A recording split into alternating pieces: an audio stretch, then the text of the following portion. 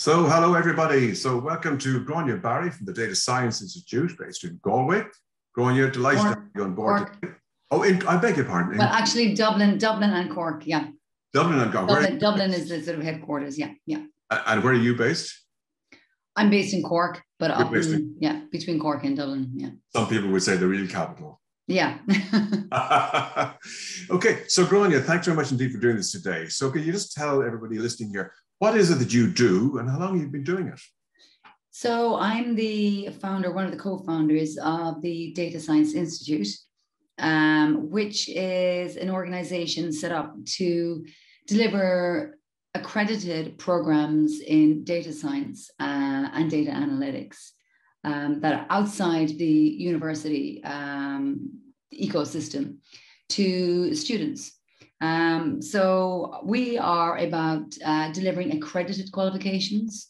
So right now there's a lot of different education and training providers in the data science and data analytics space.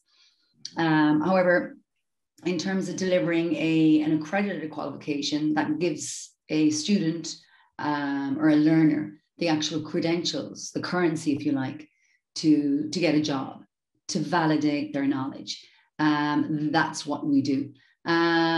We are unique in the marketplace in that we believe we're the first to do that. There is no recognized institute that is providing data science qualifications, recognized, accredited data science qualifications in the marketplace. So that is where we sit at the moment. Our business model is about delivering a plethora of skills, from basic data literacy to advanced data science skills and knowledge. So data analytics being a large part of it. So for the students that you would attract, this is post-college stuff then. So would this be a prerequisite maybe for some of the larger pharma companies and stuff, that they would like to see this extra accreditation before they would apply, or would it help? Okay, so it's not in so much as just accreditation. It's basically providing the education and training that is needed for data science, working as a data scientist or working for a data analyst. I mean, as we now know, like, data underpins pretty much everything we do. Yeah. You know, from our shopping experiences to the movies we watch to, you know, data science is used to generate the vaccines, COVID vaccines. Data is underpins most organizations, and data, I guess, is the tool that enables organizations to actually really understand what they're about and make predictions and find new ways and better ways of doing things. You know, instead of going by the traditional gut feeling, we now can say, well, data backs it up. Data will prove that. Data will so you have the facts. You have the facts now. Yeah. So it's not so much about a high level knowledge. I mean, we can go from the very beginnings to a very advanced understanding of what data science is about. But at the core is data literacy. So to answer your question, it's not so much aimed at postgraduate level. However, you know, it's assumed that you have a basic understanding of numeracy to embark upon, like, data analytics. We're talking about just very basic understanding to embark upon a data science or data analytics program. But having done that, you could be somebody from a computer science background, you could be somebody from an accounting or financial background that's finding that maybe the jobs aren't there and that you need to sort of upskill. You could be a career transitioner.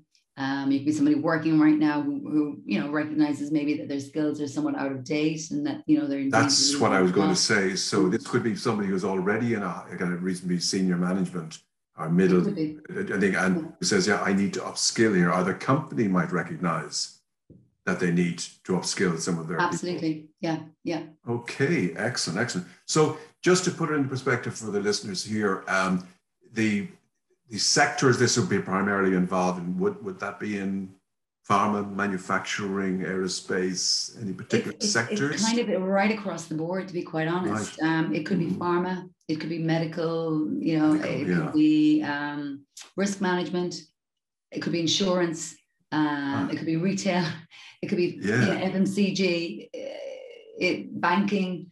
I would say pretty much every agri-tech, fintech. Super. IoT. It's right across the board, really. I guess, you know, with data science, you have like about 4 main skill areas that you need. You know, critical thinking being one of them, domain expertise, statistical knowledge, statistical and sort of mathematical knowledge, and computing. So you know, when I say computing, coding, is you need to know how to program. You need the statistical knowledge. You need the domain expertise and understand the business that you're in. And you need to be able to communicate your story then, you know, you need to be able to be a good storyteller. You need to be able to Excellent. And is this where they attend physically, or is it an online offering? Or right now our program is online, but it's a hybrid model whereby we have the program with all these sort of assignments and videos and lessons that the students can kind of work through. But it's hybrid in that it's not just self-paced. It's a very guided program. So we have live online classrooms that they attend, and there's sort of clear milestones that the student has to sort of achieve in order to sort of, you know, ensure that they're on the right track. It's structured. It's very, very structured. And that is the nature of the beast anyway, that it is structured. Each program, each module builds upon an existing module. So you're not going to, you know, jump into calculus unless you know, sort of algebra. So it's, again, with statistics, you'll have the basic statistics, statistical inference, and then you have predictive modeling, you'll have advanced predictive modeling, you look at time series. So each module is designed that it builds on the previous knowledge that you've acquired. So you're always growing and your learning is growing at the moment. And then it's guided with milestones that you have to achieve. So yeah, it's a bit of a hybrid model. And then we can, we have new partners coming on board in South Africa, in Mauritius. I was going to ask you that. Is it more global? Yeah. Absolutely. Yeah. And they're delivering the program locally. So they use our platform. They use our data sets, our assignments, our examinations. But then they can add their own sort of local value with their local coaches, their local mentors, and their local teachers, where, you know, depending on their own sort of implementation of our business model, if you like, they can have, you know, 3 classes per module, 5 classes per module, extra support for the students that need it. They can do that offline or online. It's really down to good offering and a global model. Fantastic. Yeah. So tell me, COVID came along, as we all know. So what was the biggest impact to your business, do you think, that COVID brought? I think in many ways it, you know, it forced the whole sort of education sort of world online, which we all know. But given that our program was sort of online already, that wasn't a huge change. I think COVID actually allowed us to sort of appreciate that, you know, a lot of sort of business meetings, for example, you know, acquiring a new partner. We didn't need to get on a plane and fly to, you know, South Africa to do the deal. So it facilitated swifter sort of transactions, business transactions, swifter negotiations. Things can happen a lot faster. I think that's so important that, you know, the change came along and have things change faster. I think it was the head of Mercedes who said that never has change been as fast and never will be as slow again. So I kind of like that because I think it is changing big time. So tell me, what do you think as a business owner, leading this business that you're in, what's the biggest learning that you think you've learned being a business owner? I would say to be adaptable. I think it's key as a business owner to, while we may have an idea as to, you know, our long roadmap ahead of us or where we're going to be and we have our vision, I think it's essential to say, well, okay, that's where I see it going, but let's see how it actually happens. You know, let's iterate through the journey. Let's get the feedback from the people we're working with and adapt where possible, rather than, you know, set everything in stone and have a fixed mindset as to how it's all going to roll out. I think the ability to be able to do that, not to say that you're changing continually all the time and adapting too much. There has to be, you know, some clear rails on it, but to actually, say that let's get the feedback, let's adapt where we can. and grow organically as well. Okay. And as a matter of interest, when you were growing up, is this what you always wanted to do? No. I mean, yeah, I think I was always into computer science, I guess. You know, I have a master's in computer science, so I've always been on the sort of technical side, but data science, I would say, is something that it's just emerged in the last in the last couple of years. Yeah, I've always been motivated by, you know, by change, by finding more innovative, better ways to do things. Technology has been something that I've seen as a way of empowering you to, you know, not to replace the world with robots, but if there's a machine with, you know, way of doing things, let's do it with the machine, and let's have, you know, bring the human element to add more value and explore more cognitively challenging things than mundane tasks. So if the machine can do the mundane task, get the machine to do it. Yes. Yeah. So as a business owner then, what do you think, to the audience, are your biggest learnings in business and in life? Again, I think it's to just be adaptable, be flexible, have those visions, but realize that, you know, that as you're on that journey, it's going to change all the time. Try and maintain a positive mindset. Yeah, to get the learning and feedback and say, well, what have I learned? Try and see things in a sort of through a positive lens, if possible. Say whatever feedback you're getting, try and look at it in a more positive way. Sure, you're going to have some hiccups along the way, but to try and maintain that positive mindset, I think is quite important. And Grainne, what do you think you've learned about yourself along this business journey? What have I learned about myself? Good question. Are you patient? Are you impatient? Are you stubborn? Learn. Yeah, no, I think, you know, I suppose as a woman, a business owner, I think women tend to set themselves pretty high goals and high standards. And sometimes maybe we can even set standards that are really, really too high. Women tend to be, I would say, more perfectionist, feeling that everything has to be done. All the check boxes have to be ticked off before we hit the road. And I guess to sort of not set too high an expectation, to go with the flow sometimes, you know, rather than, I would say that's my own learning. So yeah, I think I've learned from my wife as well that, you know, everything has to be just so. And they do, and I say women can definitely handle more things at one time than men. There's no doubt about that. And I'm guilty of not being able to do that. So I'm a one-trick pony. I do one thing, then move on, and that sort of. Yeah. So tell me, what do you think the future looks like? And what do you think are the main challenges you're going to face in the next 3 to 5 years? In the next 3 to 5 years? Yeah. Just thinking down the line a bit. I mean, I think our challenge is growing our business in a way that we apart from growing market share, that we grow as a business, we get the feedback about what we're doing well and improve on that. We improve our systems, and that we can expand our product range and portfolio, and that we deliver something that's ultimately of value to the end user. So anybody takes our course, we don't want them to get a job. We want them to be able to use those skills in a way that benefits them, that benefits their company. So that it's a sort of all-encompassing solution. So I think, you know, the world's our oyster. We'll have being the right team. Would that be an important element in order to enable you to move forward faster? Building the right team. Yeah.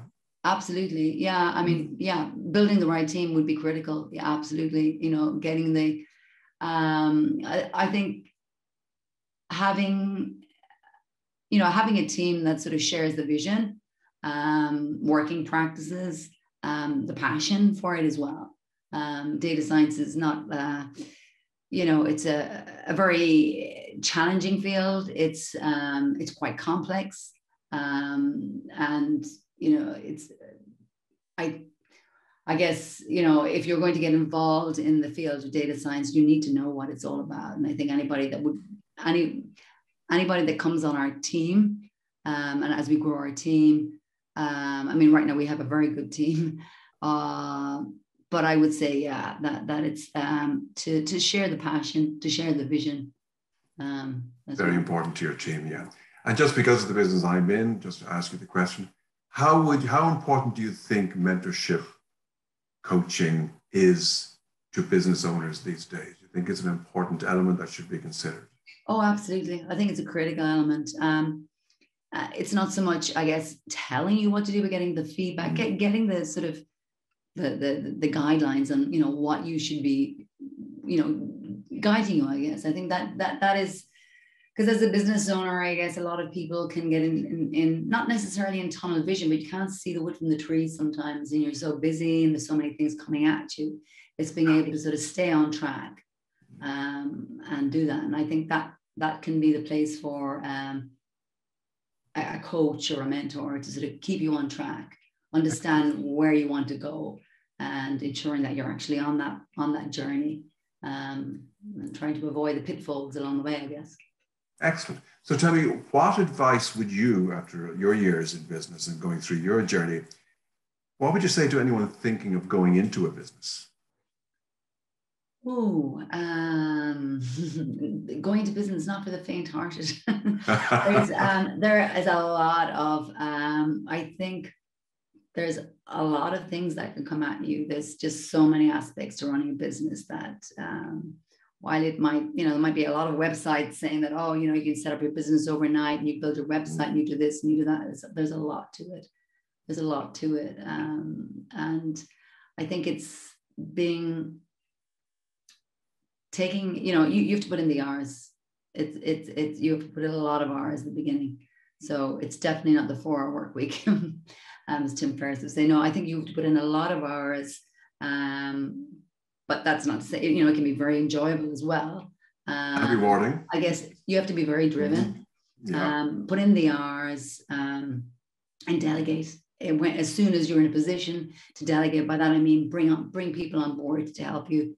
You know, I mean, there's lots of cost-effective ways of doing it now. You know, you can find people, you know, outsource whatever things you need to get outsourced. You know, value your time.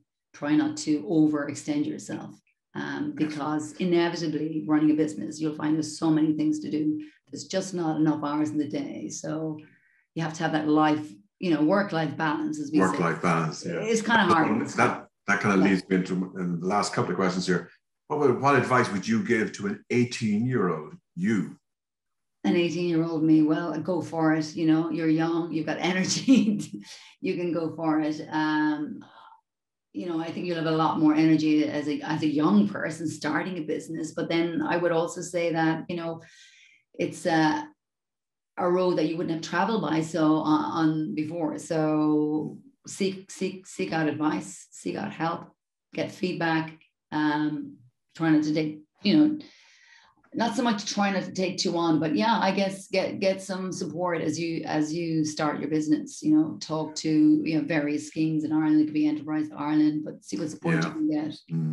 Yeah. How would you rate them as a matter of interest? I've interviewed quite a few people recently, and they were quite pleased with what EI and the LEOs were offering these days throughout COVID and further. Do you think they're doing a good job? I mean, we haven't as an organization reached out to Enterprise Ireland yet, but yeah. You know, I can't really say. Okay. So tell me, have any offers that you'd like to include in the newsletter? You know, that just a couple of thousand, several thousand people. Yeah, we've got, we're running a promotion over the summer, 25% discount for people who enroll on the program. We've got 3 different programs. We've got an entry-level program, certificate program, a diploma program, and we're launching our master's in data science with the Data Science Institute and Wolf University. So yeah, we have a 25% discount for people enrolling before the fall. That's very generous. So I think everyone should make a note of that. 25% on a course in the 3 different packages. So they could just contact the data science, ask yourself. Yeah, absolutely. Or one of your team and get more details on that on the website. Absolutely. Yeah. That would be fantastic. Grainne Barry from the Data Science Institute, thank you so much for taking part in this today. Thanks very much, Tom. There's some great answers and lots to think about there. And really appreciate you taking the time. Thank you so much. Okay, brilliant. Thank you very much. Bye.